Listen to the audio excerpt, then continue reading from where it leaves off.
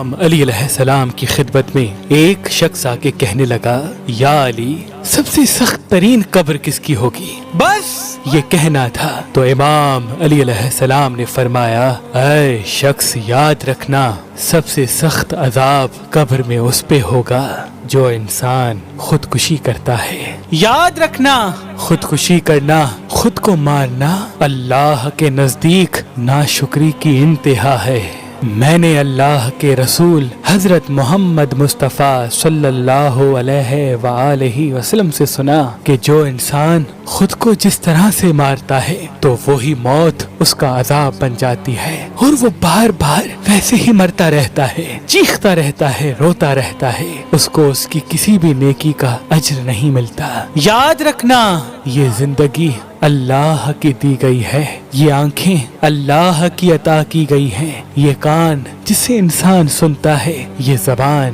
جس سے انسان بولتا ہے، یہ ہاتھ، یہ پاؤں مقرر وقت تک انسان کے لیے اللہ کی نعمت قرار دیے گئے ہیں، اور یہ زندگی انسان کے لیے امتحان ہے، اور موت اس امتحان سے نجات کا نام ہے، اور حساب و کتاب روز محشر جنت و دوزخ میں تقسیم کو کہتے ہیں۔ یاد رکھنا، جس طرح سے اللہ نے جسم کی بھوک اور پیاس کو ہر انسان کی فطرت میں سما دیا ہے، ویسے ہی انسان کی روح میں اللہ کی عبادت اور اس کے رسول کی فرما برداری کو روح کا سکون اور انسان کا اطمینان قرار دیا ہے۔ جو انسان اللہ سے دور رہتا ہے، اس کے رسول کی اطاعت نہیں کرتا، اس کی روح بے چین رہتی ہے، اور پھر اپنے روح کے سکون اور اطمینان کے لیے دنیاوی خواہشات کو سہارا بنا لیتا ہے، اور وہی چیز اس میں لالچ اور ہوس پیدا کرتی ہے۔ یاد رکھنا،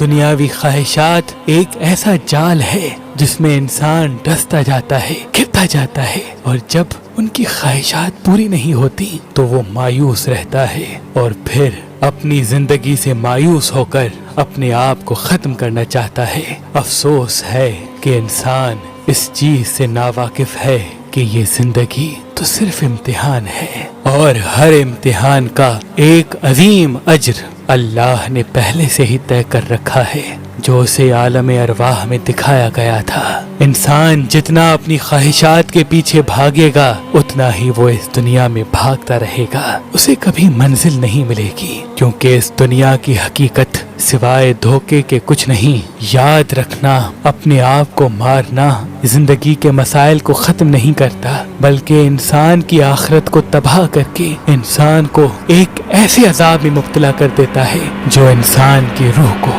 کبھی چین نہیں دیتا۔